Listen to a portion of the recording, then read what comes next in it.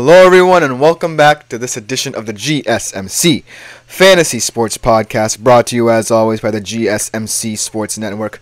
My name is Christopher Shepard. Thank you guys so very much for tuning into today's show, and it should be a fantastic Thursday show today. We are going to conclude our divisional fantasy previews, switching from the AFC to the NFC. We're going to close them out. We're also going to talk about a couple of fantasy football storylines that you might want to follow. And stick around to the end of today's show, where I'll be discussing my way too early 2024-25 fantasy hockey player rankings. It's winding down the season. Who knows if the Oilers can close it out and come back from down 3-0. So we'll never know, but we'll do a hockey segment for you guys today, and it should conclude our show in a very nice way. But before we begin with anything else, I always ask that you like, follow, and subscribe to the show in both Podcast Network and Sports Network pages or YouTube. We also do receive a lot of tips and donations, so if you do ever feel so inclined, please leave them at the link gsmc.cloud. It's a huge support to both me, my fellow podcasters, and the network, so anything you leave is greatly appreciated. You can also leave a question, comment, or concern about something I said on a prior segment, and I will address that at the beginning of the next episode. But without further ado, let's get right into today's show. Like I said before, we are going to be concluding our NFC divisional fantasy previews, and today we start off up north in the NFC North, a very young, scrappy, hungry division that had a NFC Championship representative for the first time in many a year in the Detroit Lions, but this division definitely feels very player-centric, especially considering the fantasy implications that stem from it, because of the fact you now have two rookie quarterbacks in very exciting markets in both Caleb Williams in Chicago and J.J. McCarthy in Minnesota. You have a team that has been laying in the weeds for many years in the Detroit Lions, who finally has a high-powered offense that will get the city excited again. And then you have one of the most sneaky teams in the entire NFL in the Green Bay Packers, who everyone thought would have a very rough transition from Aaron Rodgers to Jordan Love, but in fact it ended up going very seamlessly, and they themselves could have had a shot at making it to at least the NFC Championship. So as you can see, this definitely is a well-rounded division, and there's a lot of talent to choose from in your fantasy drafts. But without further ado, let's just jump right into a team-by-team breakdown. I was thinking maybe a position-by-position breakdown would be a bit more interesting for this division, but I think it's very appropriate that we dissect each team respectively due to the fact that there are so many storylines to choose from when we look at each of them. So let's start off with perhaps the new exciting team, mainly due to Caleb Williams arriving in the city of Chicago, the Chicago Bears. We'll talk a little bit about Caleb Williams tomorrow and his projections in another segment for that show. But Caleb Williams definitely brings an excitement that wasn't in Chicago before. Obviously, you had Justin Fields before, and there was a lot of hype surrounding him, mainly due to his dual threat ability, but he didn't pan out. Maybe you can say it was due to coaching scheme, we'll never know. But in comes Caleb Williams in his stead, and I think he's going to have a fantastic rookie season, mainly due to the weapons around him. This is the most well-rounded receiver core in this division, in my humble opinion, and with Caleb Williams throwing the ball to them, they could be primed for breakout campaigns. Let's start off with a guy in DJ Moore, who last year was the number one receiver. Maybe he's not this year, as they added Keenan Allen to this group. But DJ Moore had a fantastic year last year. 888 yards, 52.2 yards per game. He had 118 targets, only 63 receptions, but he did have 7 TDs. So as you can see, there's a little bit of instability in his statistics, but with a more established quarterback coming out of the college ranks in Caleb Williams, maybe that production goes up. I think that Caleb Williams is going to rely on DJ Moore a lot in the early goings, as he is an established part of the Chicago Bears for the past couple of years. He knows the system, and I think he's going to help break Caleb Williams in a little bit.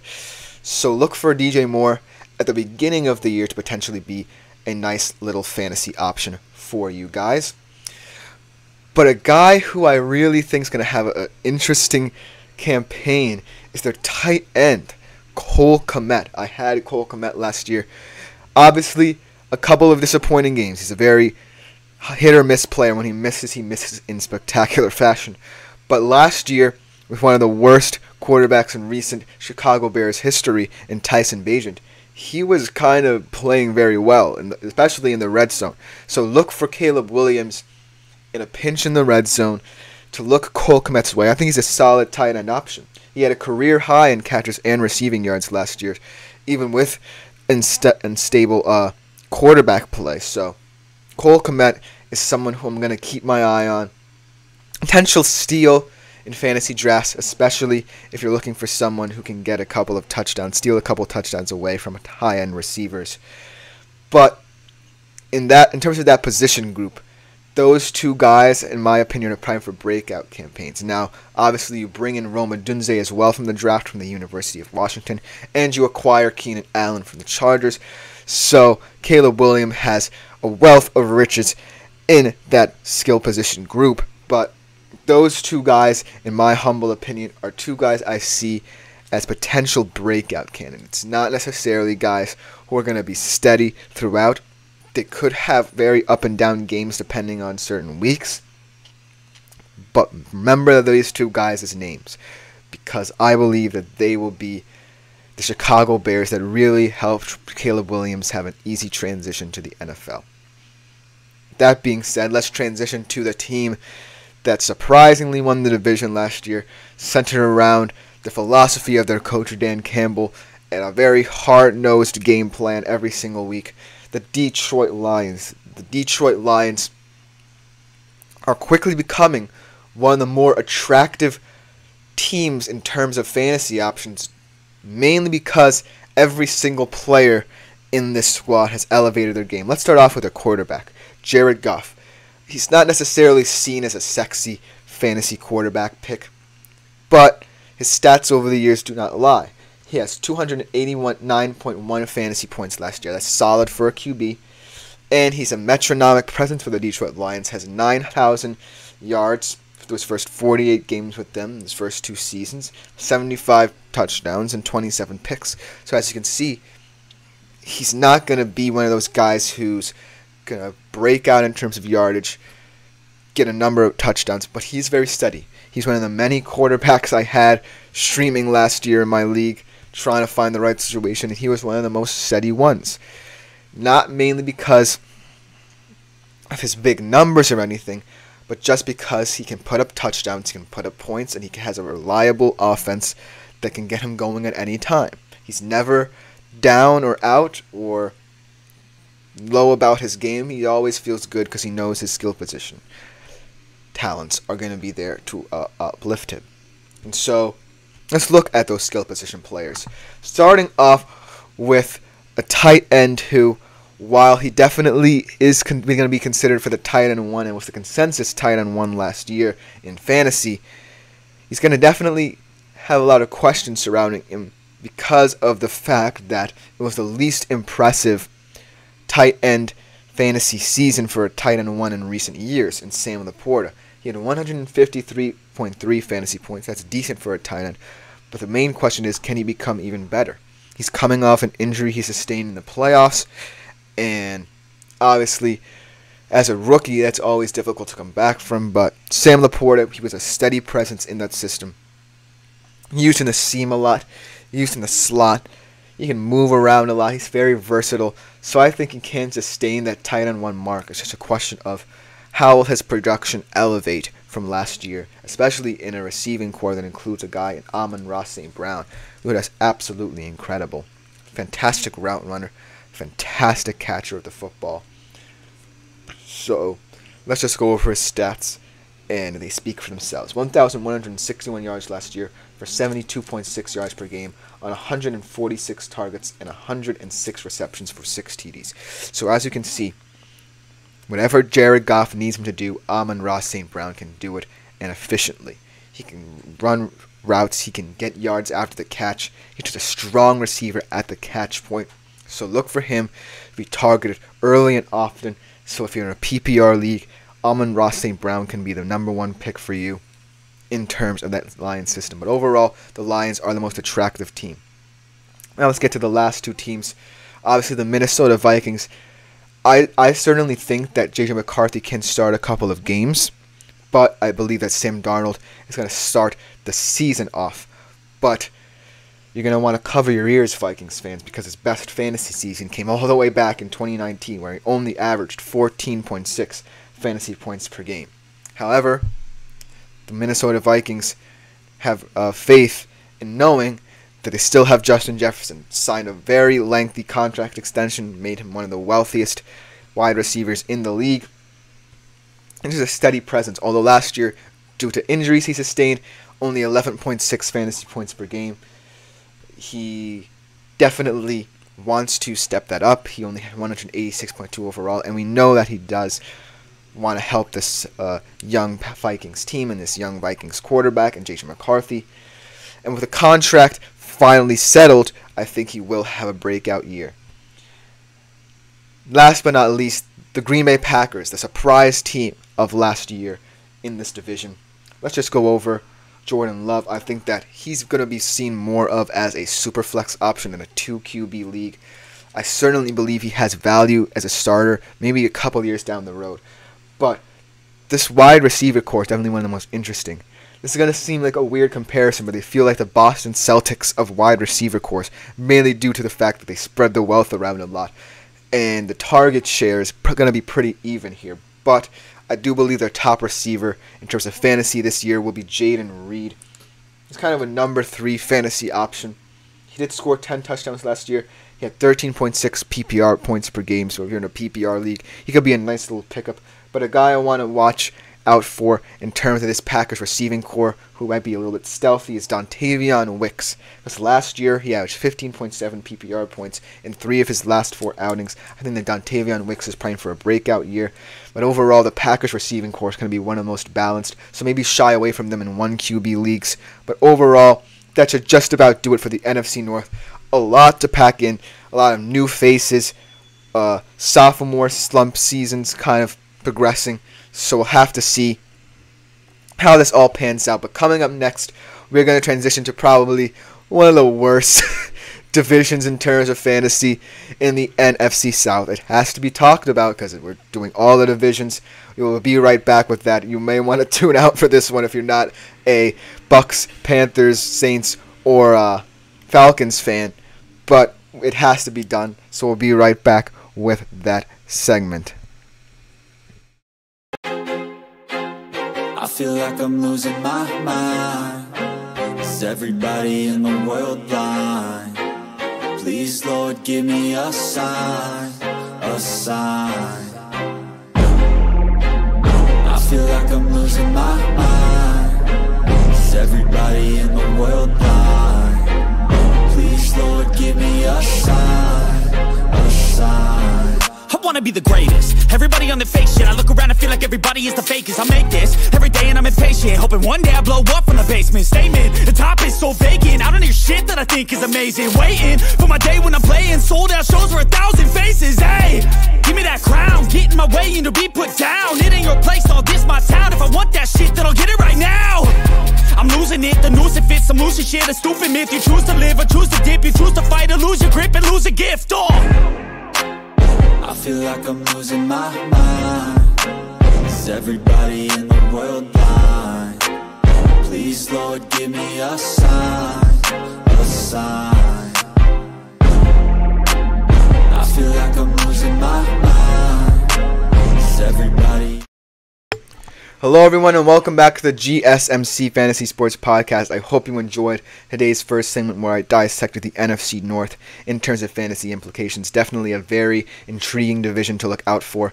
But we go from intriguing to kind of barren. I'm sorry guys. It has to be done, like I said before the break. We are going to be previewing the NFC South. Definitely not the best of divisions, but maybe that works out in their favor a little bit because it's so even and anyone can be expected to win except the Panthers. I'm sorry, Carolina Panthers fans, but it's just not going to happen for many years. I still think that because it's so even, there are a couple of players who might rise to the occasion and become one of the breakout stars of the upcoming fantasy football season. So without further ado, let's go right into this segment.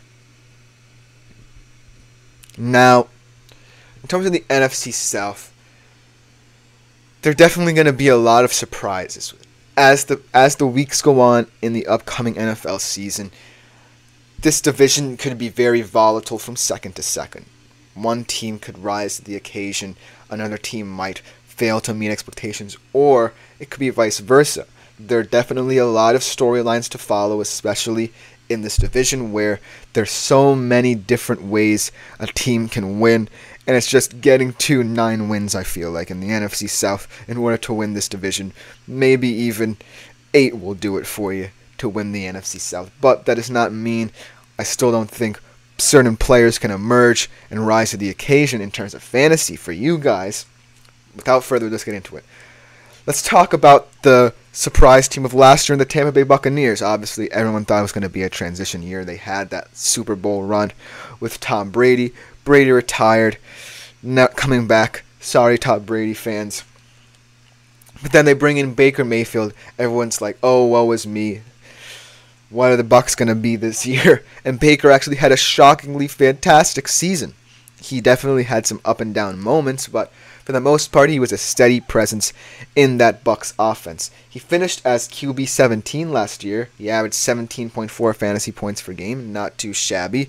Obviously, those numbers are a little bit deflated and reflective of his poorer games, but still, that's a very good average for someone who has had a very shaky career, being a part of many different teams, a journeyman quarterback, a former number 1 pick as well. But I still think Baker Mayfield is appealing, mainly as a streamer option in 1 QB leagues. You could draft him in a super flex league as a QB2, but I think he's going to be a fun person to watch and his progress throughout the season, especially with his skill receiver core, and choose to pick him come what may as he progresses throughout the season and has his up and down moments. But his receiving cores were probably the most steady in the entire division, with Mike Evans and Chris Godwin, 2 of the best to do it in the NFC. Mike Evans, what more can we say about him? When all is said and done, first ballot Hall of Famer. 10 straight 1,000-yard seasons. Last year, 136 targets. Always an appealing PPR option. Along with his teammate. His teammate definitely doesn't get as much attention, but Chris Godwin did have 130 targets as well, but only 104 receptions. So I think that the trouble with picking a Bucs receiver is that Baker may want to include Godwin a bit more.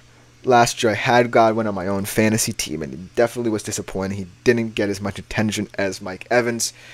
Mike Evans certainly is Baker's go-to guy, but I think this year maybe Mike Evans decreases a little bit in terms of target share, and Godwin definitely can step up. But overall, the Bucs are probably the most appealing fantasy options in terms of teams in this division. Let's kind of go from hero to zero a little bit. We have to talk about the Carolina Panthers. Obviously, if you were to say they're the worst team in football, I wouldn't find any fault with that statement. There's definitely not much excitement around them. However, they can't get much worse than last season. Obviously, there have been only 2 0-16 teams. I don't think it's going to happen for them. They had a lot of coaching changes, and they brought in Dave Canales, who seems to be a QB whisperer. Definitely can help Bryce Young, who we're going to talk about a little bit. Bryce Young, as bad as he was, here's an interesting statistic. He threw more interceptions in his last year at the University of Alabama than he did last year. So that's a silver lining to a very rough rookie season for Bryce Young. I think he could be an appealing super flex option. It all depends on how his receivers help him and how the Panthers organization helped him in the offseason. They added a lot of talent around him. They drafted Jonathan Brooks. If he's healthy, he can be an appealing option at the running back position. They still have Adam Thielen, no matter how old he's getting. They have Jonathan Mingo. And they drafted Xavier Legette, who I really, really like later in the second round. He's a big body receiver out of South Carolina, one of the most underrated wide receivers in the SEC last year. And so I think that Bryce Young certainly has the system around him. It's a question of who can step up. I think the position you look at if you're wanting to pick a Panther, that's a weird statement to say, but it has to be said. I'm looking at the running back position because it's going to be a competition between Chuba Hubbard and Miles Sanders. Here's an interesting statistic to know. Hubbard started 7 more games. He had more targets, he had more carries, more touches, and more yards. 470 to be exact. So Chuba Hubbard could be a nice little RB3 situation in terms of your fantasy drafts. I think he could be a potential steal. But that's all that can be said about the Carolina Panthers. I wouldn't necessarily say fade anyone because we'll definitely have to see how Bryce Young progresses in his second year. Who knows? Maybe he has a breakout sophomore year, and second-year QBs are definitely more highly coveted in terms of fantasy drafts than others. So we'll certainly have to see with him. But let's move on to another one of the most exciting offenses in this NFC South, mainly due to the changes in terms of their offensive scheme and play calling and changes at the quarterback position as well in the Atlanta Falcons. Obviously, Kirk Cousins comes into the Atlanta Falcons, probably the best quarterback they've had over the past 3 years or so. He's not necessarily the sexiest fantasy quarterback. He's not going to be a 20-plus points guy. He, for the Minnesota Vikings, is just a steady presence. He's a 14, 15, 16 point per game fantasy quarterback. He relied more on his receivers than his receivers relied on him to get them the ball. That's what can be said about Kirk Cousins. But in an Atlanta Falcons system that expects a lot from him, I definitely think he can elevate his game, mainly because of the fact that these young receivers want to be the best they can possibly be. Let's start off with Drake London. Yet to have a 1,000-yard season. That could definitely change if Kirk Cousins looks his way often. Look for Drake London to kind of extend his route tree a little bit. Obviously, he was seen as the vertical threat in this offense, the guy that's going to run a lot of go and post routes. But look for him to change up the way he runs routes, getting more into the short to intermediate areas of the field for Kirk Cousins to look for him. And so that's the way I see Drake London getting those yardage numbers up and getting that fantasy production up as well. He had 117 and 109 targets last year, so that's nothing to worry about there. He's fantastic in terms of PPR. The question is, can those come from different routes that the Falcons run for him? And then let's go to Bijan Robinson. Bijan, obviously we've talked a lot about him on this show. His touches should go up. Raheem Morris wants his touches to go up. It's just a question of where and when they will come from. I think he can be a fantastic red zone threat. I'm a huge University of Texas fan, and seeing his progression at UT, I think that Bijan Robinson definitely has the hunger and ability to progress himself. He definitely wants to grow into this offense, and if Raheem Morris keeps his word, we're going to see a lot more Bijan Robinson in this, and he's going to live up to his fantasy projections as well. But that should just about do it for the Falcons. Let's go to the last team here, and the Saints. The Saints are another one of those teams that could make a couple of noises in the early goings of the season, but I expect them to fall apart mid-season. They're always going to be one of those like 7 to 8 win teams that always lingers. Maybe people are hopeful about them to get into the playoffs, but it never happens for them. Let's just talk about Derek Carr for a second. I always try to defend Derek Carr because, in my humble opinion, he certainly has had one of the best deep balls in all of football. He certainly can throw the ball on the field, sling the rock around the yard, but it doesn't translate to fantasy or real life. He was the QB 28 last year with 13.9 fantasy points per game, so Derek Carr is steadily declining. The only player of note on the New Orleans Saints right here is Chris Olave. He had 138 targets last year, 23.8% target share. So obviously, Derek Carr relies a lot on him. I think Rashid Shaheed could be someone you look out for later in mid-round picks. The Chris Olave is perhaps the only person I would really roster confidently from the New Orleans Saints. But overall, that should just about do it for the NFC South section. Make of this what you will. Draft someone from the Carolina Panthers or New Orleans Saints at your own peril. But coming up next is one of my favorite divisions because it has that team right there in it. The NFC West, the best of the NFC West. Obviously a little bit more top-heavy than it has been in recent years. But we are going to dissect a lot of interesting storylines as well from the NFC West. We will be right back with that final divisional breakdown on the GSMC Fantasy Sports Podcast. Looking for your daily fix of sports talk without having to pay for it? GSMC Sports Network is available on YouTube. Just search GSMC Sports Network. Get your fix of daily sports talk shows on YouTube, absolutely free.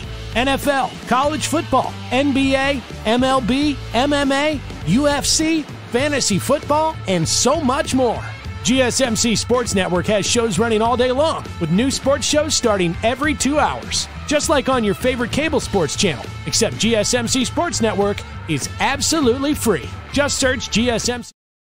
Hello everyone and welcome back to the GSMC Fantasy Sports Podcast. We are going to conclude our NFC divisional breakdowns and divisional breakdowns overall with one of my favorite divisions, the NFC West. A lot of top heaviness in this division, obviously, with the San Francisco 49ers staking their claim as one of the best teams not only in the division but in the entire NFL, much like the Kansas City Chiefs do in the AFC West. But there are still a lot of intriguing players and players I really love, especially on that team right there. Go Hawks all the way. I'm still sticking with them. I'm not jumping the ship.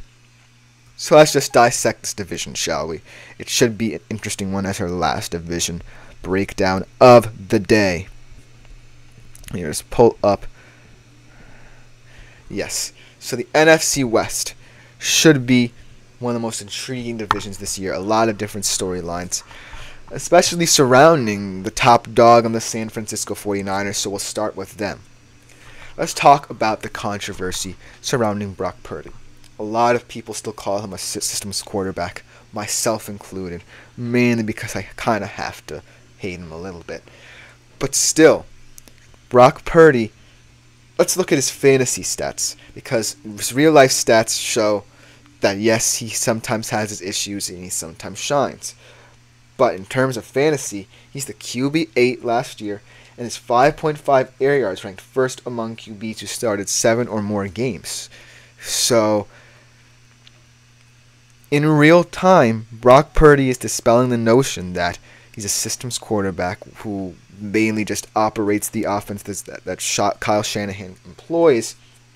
And he's really proving everyone wrong in fantasy as well, because the stats don't lie. He sits comfortably in the top 10 at the position.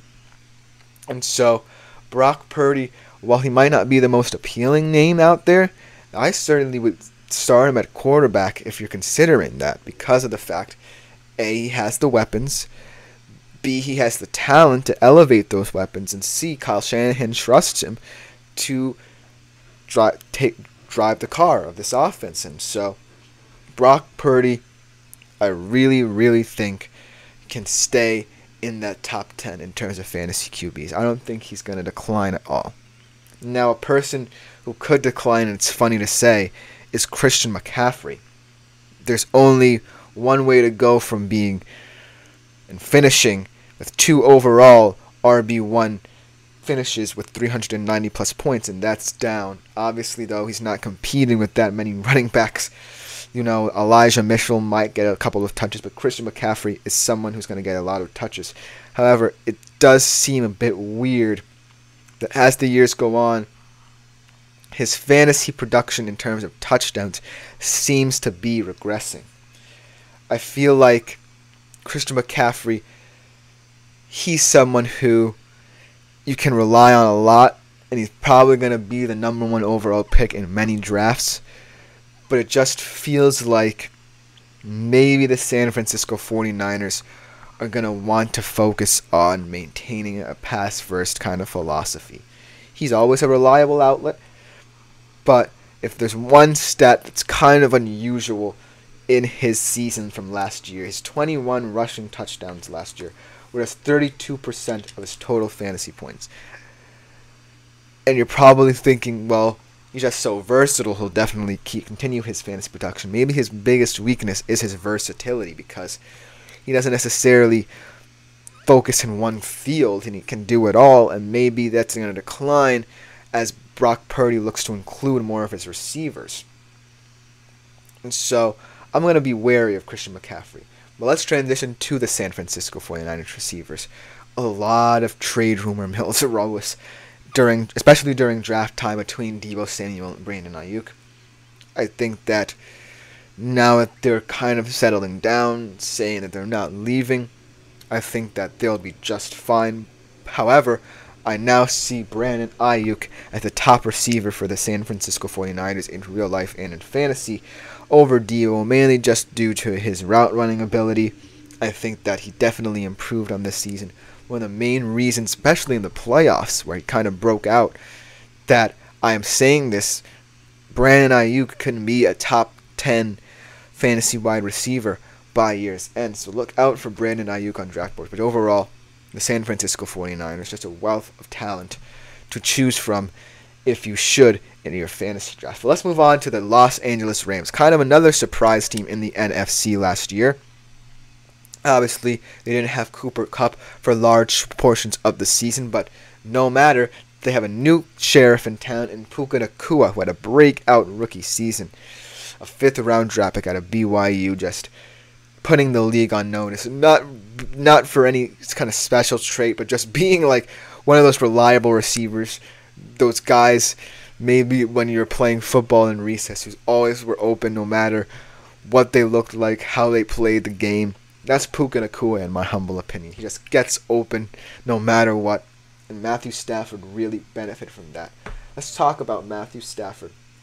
He was a top 12 QB in last year, in the last 6 years as well. So Matthew Stafford is always going to be reliable. The question is, can Puka Nacua replicate his season this season? He had over 1,400 yards and 6 touchdowns and 105 receptions. So he's a PPR monster as well as just a fantasy monster in general. So look for that duo to elevate. Obviously, should Cooper Kupp look healthy in training camp, he's definitely going to have to compete again with Puka to retain that number 1 wide receiver position. But Puka Nacua is definitely going to be off fantasy boards earlier than he was last year.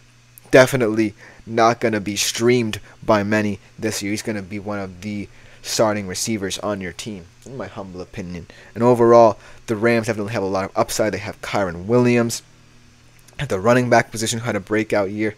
So I think the Los Angeles Rams are definitely going to be a very intriguing team to follow in terms of fantasy.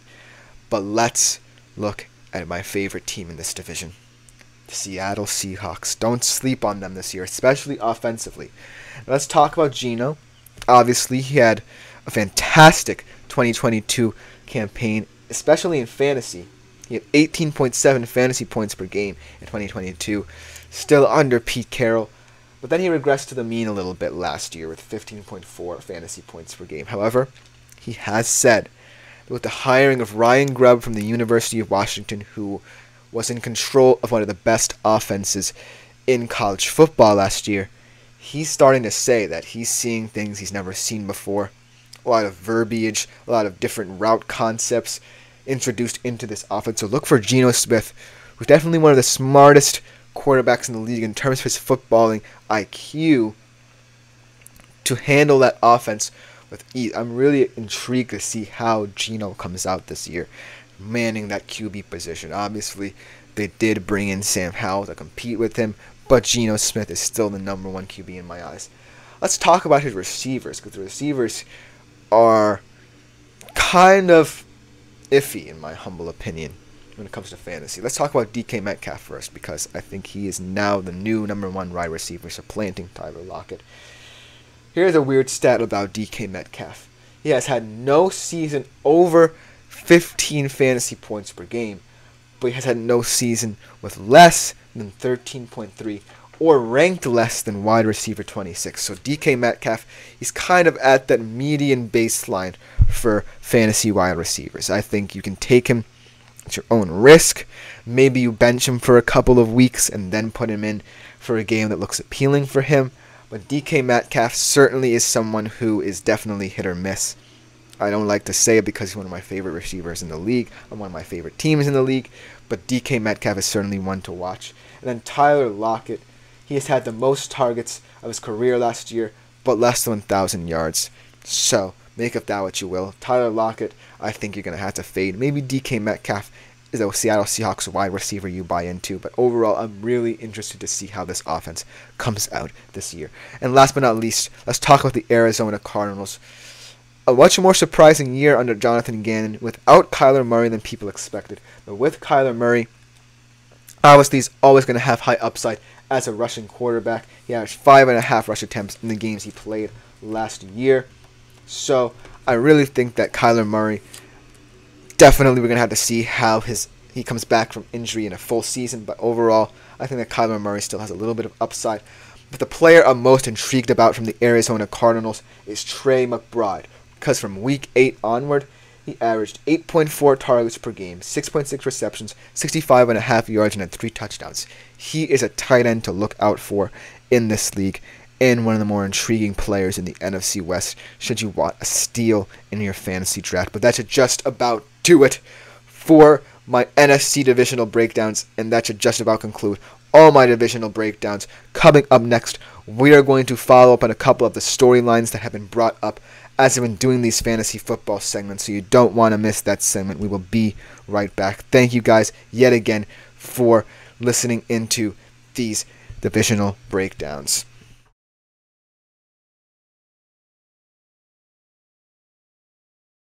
For the best and latest podcasts available anywhere, go to the podcast app on your cell phone and type in GSMC to access free content-rich podcasts on health and wellness, book reviews, sports, entertainment, relationships, social media, movies, technology, finance, and even weird news. Subscribe and download the GSMC Podcast Network's family of shows. Available. Hello everyone and welcome back to the GSMC Fantasy Sports Podcast. I hope you like that kind of rapid fire NFC divisional breakdown that I did, concluding today with that. But I'm going to switch to the top fantasy football storylines that have arisen. There are a lot to cover here, whether it be about certain offenses, about certain players, about certain position groups that might be, aging out a little bit. I think this segment is definitely going to be one you guys want to tune into should you have concerns about fantasy questions that are arising within your head as you look ahead to fantasy drafts. This is the segment for you. So without further ado, let's jump right into it. So, in terms of storylines for the season, I think that one we have to talk about is definitely certain offenses. Offenses are definitely kind of rising to the occasion now that certain players are going to different places. And we have to talk about one offense in particular, an offense that we mentioned earlier on in today's show. Let's talk about the Atlanta Falcons offense. It seems like they're always going to be talked about now that Kirk Cousins is there because of the putrid quarterback play that they've had in the past, surrounding these talented players who just haven't had their potential tapped into yet, mainly because of the fact that A, their coaches failed them, and B, the quarterbacks have failed them. So you have to talk about the Falcons offense. Now, they bring in Raheem Morris as their new head coach, definitely more defensive minded, but he has put Falcons fans' minds at ease talking about the offense and talking about certain players within it. But also, Zach Robinson comes in as the offensive coordinator out of the Sean McVay coaching tree, no less. And so I certainly feel that there's going to be a lot more concepts implemented into that offense where you get more passing first philosophies. And because it's Kirk Cousins, you definitely believe that he will get the job done there as well. Now, for the skill position players, obviously I've talked a lot about them. Drake London, he's outside the top 20 in terms of targets, receptions, yards, and TDs during each of his first 2 seasons, so he definitely wants to look to progress. Bijan Robinson didn't even get many carries inside the red zone. I think that Bijan Robinson is one of the biggest red zone threats as a running back in the league. Only 2 carries inside the 5-yard line.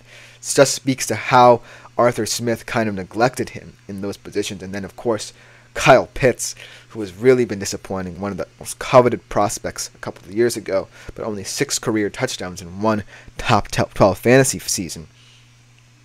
So as you can see, there's a lot of hope surrounding this Falcons offense, that because of the fact they have so many new faces, especially in their coaching personnel, and then at the quarterback position with Kirk Cousins, I certainly feel like a lot of Falcon fans really hope they got this right, because they don't want another season of disgusting, filthy quarterback play to plague them. They want to make a playoff run.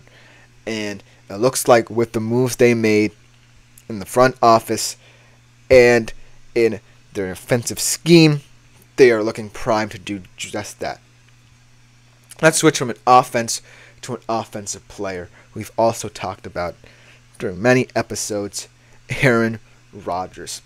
Aaron Rodgers, when he plays on his day, he's definitely one of the top 5 fantasy players. Even though the last time he played, he did not crack the top 12 quarterback rankings, and a lot of people are down on him heading into the season. He has averaged back-to-back seasons before the last time he played, where he only averaged 14.1 fantasy points, more than 20 fantasy points, and he rushed for a total of 250 yards, and of course he's a very elite passer. He can score 20 plus in any given week. I think that Aaron Rodgers, especially with the skill position groups from Garrett Wilson and Breece Hall, they're also going to be a very important factor as to how the Jets offense goes, because Garrett Wilson, even with torrid QB play, he has had 1,000 yards in back-to-back seasons, and I think he's going to score a lot of touchdowns. And Hall as well had a lot of injuries in the past, but I think that last year he really showed that he's going to be a breakout star in this league. So overall, Aaron Rodgers returning definitely adds a lot of upside to this very, very exciting Jets offense. And so I definitely feel that now teams and defenses are going to have to respect Aaron Rodgers as a passer a lot more, because Garrett Wilson was scary beforehand, and that was with Zach Wilson, Tim Boyle, and Trevor Siemian throwing the ball. Aaron Rodgers, A, is more mobile than them and is more willing to run, maybe not as much as he's 40 years old, but B, he has the arm strength that those guys did not, and he can trust a receiver and develop a rapport with them. And once Aaron Rodgers develops rapport with receivers, they definitely elevate their game to the way he is playing. So Aaron Rodgers returning to this Jets offense is a scary proposition for defenses, because you don't necessarily know what to expect anymore, whereas when with Zach Wilson, Tim Boyle, and Trevor Siemian playing, you definitely knew that they were very limited in what they can run in terms of their passing game. But let's talk now about the group of quarterbacks as a whole, because quarterbacks are a highly volatile position.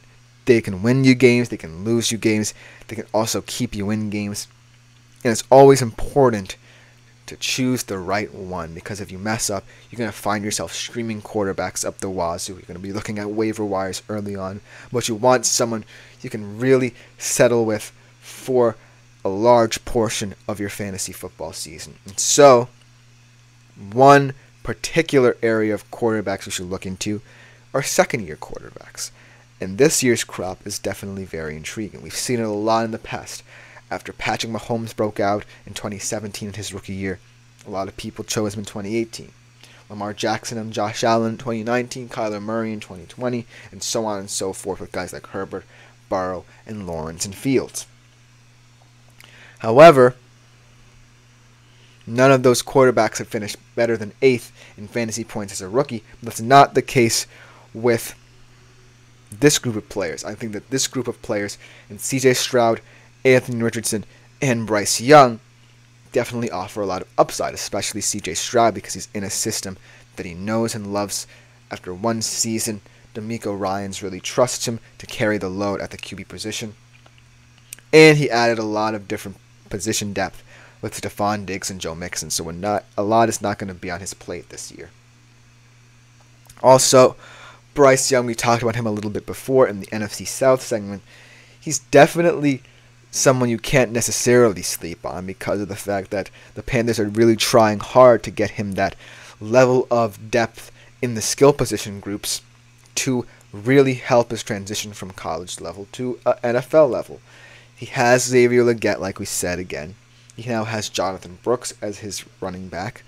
Especially if he's healthy, he's going to be someone who I think will have a breakout rookie campaign. And also, he still has Adam Thielen and Jonathan Mingo, and they also added Deontay Johnson. So, while Bryce Young is certainly not the most appealing second-year running back to come out of this group, I think that he definitely will not be worse than he is last year. He's definitely going to only get better from here. I think Dave Canales is going to work with him very well. He's kind of known as a QB whisperer, getting a lot out of players like Baker Mayfield in the past. So I really do believe that Bryce Young definitely cannot be slept on. And then Anthony Richardson, he's not necessarily a known commodity. We've only seen 2 complete games with him, but like I said in the last episode, those 2 complete games over a full season would have ranked first among all QBs, so make of that what you will. I think Anthony Richardson's going to have a fantastic fantasy campaign. And then the wild card in terms of second-year quarterbacks is Will Levis. He does have the weapons in Calvin Ridley and DeAndre Hopkins. That's a spectacular wide receiver duo for a second-year quarterback. And he also has a young running back in Tyjae Spears, who is also learning along with him in that backfield. So Will Levis definitely has the support there. But in terms of second-year quarterback, Stroud is the standard, and I would say Richardson is the flyer, in my opinion. And Bryce Young is kind of the sleeper pick. But last but not least, let's talk about another position group and another group of players who are really intriguing. How about the rookie receivers? We always talk about this rookie QB class as being one of the best in recent history, but the rookie receiver class is damn good as well, and they have been for many years right now. But with Marvin Harrison Jr., Malik Neighbors, Keon Coleman, and even guys in the latter half of the second round, like Ladd McConkey, I really think that there's a lot of upside to this rookie receiver group.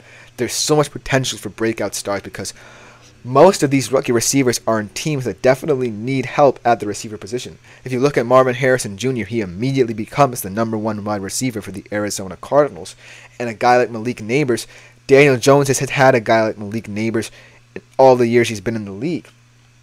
And so those 2 players right there, certainly people to watch out for. And then a guy in Keon Coleman, who steps into a Buffalo Bills receiver room that lost Stephon Diggs and is looking for a number 2 receiver. He can immediately become that. And a guy in Ladd McConkey, the less we say about the Los Angeles Chargers receiver room, the better. He immediately steps into that room and becomes one of the top 2 receivers at the very least. And then, that's not to say that Xavier Worthy, Brian Thomas Jr., Roman Dunze, even Roman Wilson, and then Xavier Legette, who I've talked about a little bit, cannot step up. There's a system there for all these rookie receivers to elevate their game, really help if they need help at the receiver position in certain teams, or be able to sustain the level of excellence in certain skill position groups if they already have that foundation set. So look out for rookie receivers, especially in this year's fantasy drafts. But that will just about do it for this segment. Coming up for our last segment of the day, we are switching again to hockey mindset as the Stanley Cup Finals wind down. Maybe, who knows, the Oilers could come back and I'll look stupid. We're going to be going over our way too early fantasy hockey player rankings. Should be interesting. I'm just going to go over some of these players on this list who I find to be very intriguing. So you don't want to miss that segment. Should be a fantastic one to close out today's show.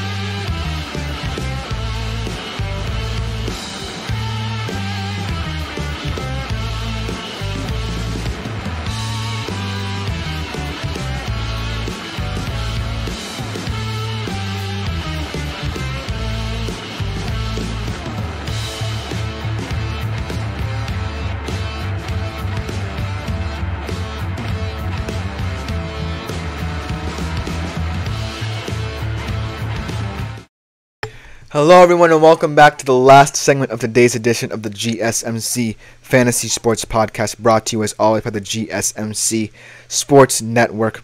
We conclude today's show after a lot of fantasy football talk, breaking down division by division and then the top storylines. We're concluding today's show with a hockey segment, my way too early 2024-25 fantasy player hockey rankings. It should be a fantastic segment because I just took some of the names in this list who I thought were really intriguing and fantastic players from this season and kind of want to share them with you guys as well because I think there's a lot of interesting depth in this list. This is the top 300 players as set out by ESPN for next season. So without further ado, let's get right into it. The number one overall player may shock a little bit of people, but he's no shock to me. I think that he's earned this title. He's definitely competing with a lot of different players for the number one overall fantasy spot. But it's Nathan MacKinnon on an Avs team that certainly is still in their championship window. It's not closing, and he's a top-line center. He's earned that title. He had 626.5 fantasy points this season, second in points, third in assists, fourth in goals. That's a well-rounded player who I believe deserves to be the top spot. Obviously, you can argue about so many different players getting the top spot, including the guy I'm about to mention right now, also a Stanley Cup finalist at the moment. But Nathan MacKinnon, at the end of the day, is still a spectacular pick to be your number one overall fantasy hockey player for next season, especially on an Avs team that has so much depth. If you look at it, the Avs, honestly, Nathan MacKinnon being the number one overall player could be surprising because they have so much center depth with guys like Mikko Rantanen, Gabriel Landeskog, Cale Makar as a defenseman, just so well rounded, and then Nathan MacKinnon just is the glue that brings it all together. So Nathan MacKinnon, I'm not mad at that. I think that Nathan MacKinnon certainly is the number one fantasy player heading into next season. But coming in at number 3, our first Stanley Cup finalist on this list, and it's no surprise as well. He could be number 1. Definitely in the debate any given day, Connor McDavid. But as you can see, he definitely scored a lot fewer points in fantasy than Nathan MacKinnon this year, so maybe it really isn't a debate. He only had 505.4 fantasy points this season. He was 34th in goals, with a big thing that a lot of fantasy hockey supporters would love about Connor McDavid is this is the year he finally found the balance in terms of distribution of the puck. He was first in assists. He was third in points as well. So as you can see, as Connor McDavid elevates his game, yes, maybe his goal production goes down as well as his fantasy production. But it just goes to show that Connor McDavid is ever adaptable, one of the most skilled players in the history of the NHL. And on any given day, he can become the number one player. He's certainly looking up the barrel at Nathan MacKinnon. But Connor McDavid right now certainly is elevating his game to new heights. We are seeing it before our eyes in the Stanley Cup Finals as well. To find the second Stanley Cup finalist and the first from the Florida Panthers, you have to go a little ways down the list to number 14, and Sam Reinhart, one of my favorite fantasy players. You guys have heard all about him on this podcast as the Panthers have made it to the Stanley Cup Finals. One of my guys, he's a do-everything player. Tough in the face-off, tough in the forecheck, fantastic distributor of the puck, scores goals, especially on the power play as well, a huge part of that Florida Panthers power play unit. And he's just an everyman for that Florida Panthers team that strikes you as a team-first unit, a collective group of players tasked with the identity of wanting to win the cup. Sam Reinhart this year, 445.8 fantasy points, second in goals, only 86th in assists and 12th in points. So obviously, this year he was primed to be more of a goal scorer for this Florida Panthers team. They expected him to score a lot more goals than they expected. As you can see in terms of assists, not as many, definitely lower on the list than some players. But 12th in points just go to show how well-rounded Sam Reinhart can be, even when his stats are inflated in one specific area for him. Overall, I think that it's kind of surprising that he's a top Florida Panther because they have a lot of excellent players that you might be wondering about, like Alexander Barkov. Where's Matthew Tkachuk? You can ask those questions, but Sam Reinhart, I think, in terms of fantasy, if you look up Florida Panthers fantasy player in the dictionary, a picture of Sam Reinhart should appear. So, I'm glad to see him this high on that list.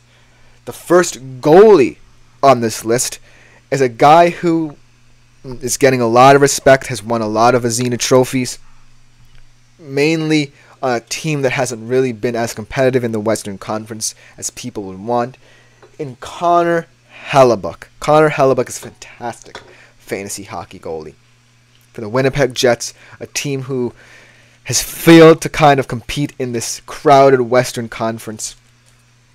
He has 310.2 fantasy points, 4th in save percentage, 59th only in goals against average, but 2nd in wins. Connor Hellebuyck is such a steady presence in between the creases for the Winnipeg Jets. They're a team that I think is rapidly in decline. They had their heyday a couple of years ago. They haven't really broken out in the slightest. But Connor Hellebuyck has always been a constant in net for them. And it's no surprise that he's a #1 netminder in ESPN's way too early rankings. In terms of defensemen, you have two guys on separate ends of the spectrum here in terms of a young defenseman who has been a breakout fantasy star over the past couple of years, and a defenseman who's been doing it for many years and is still doing it at a very high level, both in real life and in terms of fantasy. At the number 18 position is Rasmus Dahlin. At the number 10 position is Roman Josi, a man who has done it for many years, like I said. 431 fantasy points. Obviously, not a high goal scorer, only 98th in goals, 12th in assists, but 22nd overall in points. Not too shabby for a defenseman, especially an aging one. And Rasmus Dahlin, one of my favorite fantasy defensemen over the recent couple of years, 339.5 fantasy points overall, also very low in goals. Also very low in assists this season. But overall, both of these guys proving that no matter your age, defensemen can be very vital in terms of winning you fantasy hockey games. So I'm appreciative of who Rasmus Dahlin and Roman Josi represent, especially being that high up on the list at a less coveted position in fantasy hockey than a lot of people like. One of the only rookies to be in the top 60, and especially in the top 100, is Connor Bedard. He's my rookie of the year, in my humble opinion, out of the Chicago Blackhawks. Obviously, problem with his jaw all year. Did not have a full season, so we were kind of robbed of the potential he brings to the NHL, especially to a Blackhawks team that is looking for a generational talent. Only 227.2 fantasy points, kind of the lowest points total in terms of fantasy points in that kind of range from 50 to 60. 106th in terms of goals, 71st in terms of points, but 84th in terms of points. But like I said, we were kind of robbed of what Connor Bedard could be. This is kind of an amuse-bouche season. We are waiting for the main course from Connor Bedard. I think that as the Blackhawks continue to compile draft picks, continue to get better, Connor Bedard is going to become the face and brand of that team. They are going to utilize him in so many different ways. I'm excited for the future of a guy like Connor Bedard as he becomes one of the stars of the league. An older star of the league, still doing it at the ripe old age of 38. Coming in at number 92, Alex Ovechkin. When is this guy going to retire? We may never know. He's an ageless wonder. 302.5 fantasy points. 36th in goals. That's impressive for someone of his age. Still doing it at the tender age. But let's look at our two Stanley Cup goalies. This is the most interesting kind of variant that I saw from this list when I was looking at it. At 55th overall was Stuart Skinner, someone who is very controversial as a goaltender for the Edmonton Oilers. 246.4 fantasy points, kind of low for a goalie. He was 31st in save percentage, 49th in goals against average, but I think what saved him is that in the regular season, he was 3rd in wins, so a lot of people like wins in goalies, especially in categories leagues when goalie wins are one of the most important statistics to know about to win games. And then the surprise, in my opinion, mainly due to the fact that his postseason has definitely been better than his regular season, Sergei Bobrovsky. He had way more points than Stuart Skinner, though. It's 279.6. He was 9th in save percentage as well. Only 69th in goals against average. He was tied for 3rd in terms of wins. So it's kind of weird to see that high-level variant where A lot of people valued Stuart Skinner's wins over Sergei Bobrovsky's more, varied season. So that's kind of interesting. And then a player who, unfortunately, we were kind of robbed of seeing his best in the postseason due to injury, but a player who I really love is definitely going to rise up these player rankings when all is said and done at the end of next season. Roope Hintz. I love Roope Hintz. He just makes the Dallas Stars a better team. Who knows if he were healthy, if the Edmonton Oilers would be the team from the Western Conference to represent in the Stanley Cup Finals. Roope Hintz had 307 fantasy points this year, 42nd in terms of goals, 102nd in terms of assists, tied for 72nd in terms of points. I just feel like Roope Hintz, he is the glue guy for the Dallas Stars. You can see it in the way the Dallas Stars play around. To me, he's a centrifugal force for the Dallas Stars, and I really hope that next season he is going to have another fantastic fantasy year. But that should just about do it for today's show. I hope you guys liked it. Throwing a little bit of hockey in there to conclude today's show. Tomorrow is going to be an even bigger and better show. More varied. I promise it won't be as football heavy. A lot more segments from a lot more different sports. But that should conclude this edition of the GSMC Fantasy Sports Podcast, brought to you as always by the GSMC Sports Network. My name is Christopher Shepard. If you like today's show, like, follow, and subscribe to the GSMC networks on YouTube. Leave a tip or donation at the link gsmc.cloud if you do feel so inclined. Any questions, comments, or concerns can be placed there as well. Thank you guys so much for tuning in. We will be back tomorrow with an even better show.